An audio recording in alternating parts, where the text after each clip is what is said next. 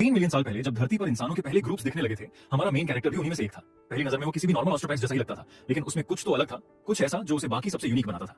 शिकार के लिए उसका ऑब्सेशन तो अलग ही लेवल पर था, लेकिन फिर भी एमसी को लगता था कि वो बाकी लोगों जैसा ही है। पर जल्दी ही उसे रियलाइज हुआ कि उसके साथ कुछ तो सीरियस ऑफ है। जहां उसके आसपास के लोग धीरे धीरे बूढ़े हो रहे थे, कमजोर पड़ रहे थे और फिर मर जाते थे, वो कभी मरता ही नहीं था ब्रो। चाहे कुछ भी हो जाए, डिजीज, एक्सीडेंट या कोई जानवर का हमला, उसका कुछ नहीं बिगड़ता था। टाइम बीतता गया, जनरेशन आती रही और चली जाती रही, लेकिन वो जैसे का तैसा बना रहा। एक्चुअली थोड़ा बहुत बदला जरूर, उसका बॉडी और भी बड़ा, मस्कुलर और पावरफुल होता चला गया। इस नेवर एंडिंग टाइमलाइन में सिर्फ हंटिंग, फाइटिंग और किसी भी वर्दी एनिमी से लड़ना ही उसकी लाइफ का मकसद बन गया था। इमॉर्टैलिटी का कर्स और तन्हाई का अनबेरेबल पेन ही उसकी असली कंपेनियंस थे, और स्ट्रेंजली वही उसे थोड़ा कंफर्ट भी देते थे। करीब 3 मिलियन सालों तक वो यूं ही जीता रहा। हर दिन उसके बॉडी में नया एवोल्यूशन होता, उसकी स्ट्रेंथ नेक्स्ट लेवल पर पहुंचती गई। फिर एक दिन वो उस मुकाम तक पहुंच गया जहां कोई भी उसकी ताकत को मैच नहीं कर सकता था। लोग उसे धरती का भगवान मुंह बुलाने लगे। उसकी पावर इतनी एक्सट्रीम हो गई थी कि उसने सारे दूसरे गॉड्स को डिफीट कर दिया और डिवाइन रेल में मोस्ट पावरफुल का टाइटल ले लिया। लेकिन फिर कहानी में ट्विस्ट आया। अब कोई ऐसा बचा ही नहीं था जो उसे चैलेंज कर सके। उसके थ्रिल और एक्साइटमेंट से भरे दिन अब बोर्डम की नेवर एंडिंग साइकिल बन चुके थे। अपनी फ्रस्ट्रेशन को दिखाने के लिए मुंह ने एक दिन यूं ही अपना पैर उठाया और जमीन पर दे मारा। डिवाइन रेल्म, जो एक मिनी प्लैनेट की तरह था, पूरे जोर से हिल गया। और ये तो बस शुरुआत थी। पूरा divine world literal earthquake mode में चला गया। हर गॉड, एंजल और यहाँ तक कि अंदर के डीमंस तक डर के मारे कांप उठे। ऑफ कोर्स ये पहली बार नहीं था जब मुंह ने ऐसा स्टंट किया हो, लेकिन अब कुछ देवता ऐसे भी थे जो डेली इस काइंड ऑफ ट्रेमर से तंग आ चुके थे। उनमें से एक था लूसीफर, डिवाइन रेल्म का सेकंड मोस्ट पावरफुल गॉड।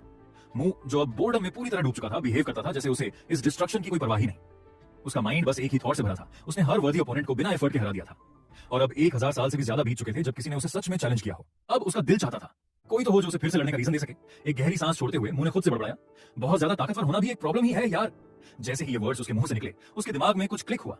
1000 साल की नॉन स्टॉप फ्रस्ट्रेशन के बाद अचानक उसे ऐसा फील हुआ जैसे उसने कोई जीनियस लेवल ब्रेक थ्रू कर लिया हो। अगर उसकी ताकत ही उसकी प्रॉब्लम है तो सोल्यूशन भी तो सामने है। उसे बस खुद को वीक बनाने का कोई तरीका ढूंढना होगा।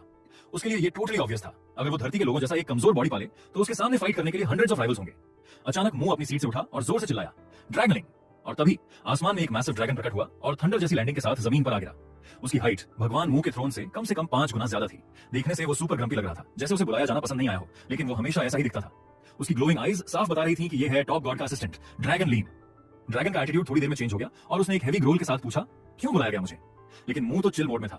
वो बस कैजुअली चलता हुआ उसे दूर जाने लगा और आराम से बोला, मेरे जाने के बाद सब कुछ संभाल लेना। लेकिन चीजें इतनी स्मूथ नहीं गई जैसे मुंह ने इमेजिन किया था। ड्रैगन ने अचानक एक बोल्ड मूव मारी। उसने द एब्सोल्यूट स्पेल कास्ट किया और भगवान मुंह को रोकने की कोशिश में उसे जकड़ लिया। लेकिन जैसे ही मुंह ने अपना सिर घुमाकर उसे एक साइड ग्लांस दी, वो भी गुस्से से भरी। सब बदल गया। ड्रैगन का पूरा फियर्स और वाइल्ड एटीट्यूड एक सेकंड में मेल्ट हो गया। वो एकदम से स्केयर्ड और अशेम्ड दिखने लगा। हकलाते हुए उसने खुद को जस्टिफाई